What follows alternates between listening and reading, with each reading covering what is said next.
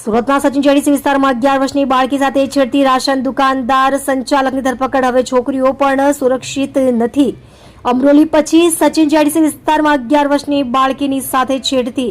સુરત શહેરમાં વધતી ગુનાની ઘટનાઓ વધુને વધુ ચિંતાજનક બની રહી છે. તાજેતરમાં અમરોલી વિસ્તારમાં 11 વર્ષની બાળકી સાથે છેડતી કરવામાં આવી હતી.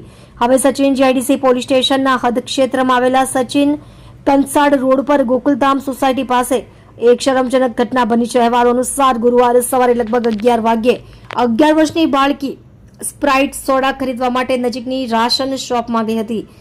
દુકાન માલિક પ્રભુલાલ માલી પર છેડતી કરવાનો આરોપ છે. આ ઘટનાથી સ્થાનિક રહેવાસીઓ અને પરિવારના સભ્યોમાં રોષ ફેલાયો છે. તેઓ તાત્કાલિક છોકરીને પોલીસ સ્ટેશન લઈ ગયા અને ફરિયાદ નોંધાવી. મામલાની ગંભીરતાને ધ્યાનમાં રાખીને સચિન જેડીસી પોલીસ સ્ટેશને તાત્કાલિક કાર્યવાહી કરી અને આરોપી પ્રભુલાલ માલીની મિનિટોમાં જ ધરપકડ કરી. પોલીસ હાલ આ કેસની તપાસ કરી રહી છે અને આગળની કાયદેસરની કાર્યવાહી કરવામાં આવી રહી છે. આપ જોઈ રહ્યા છો ગુજરાતની સૌથી પહેલા ખબર આપતી Surat express news channel director Rajesh મંગલેની સાથે.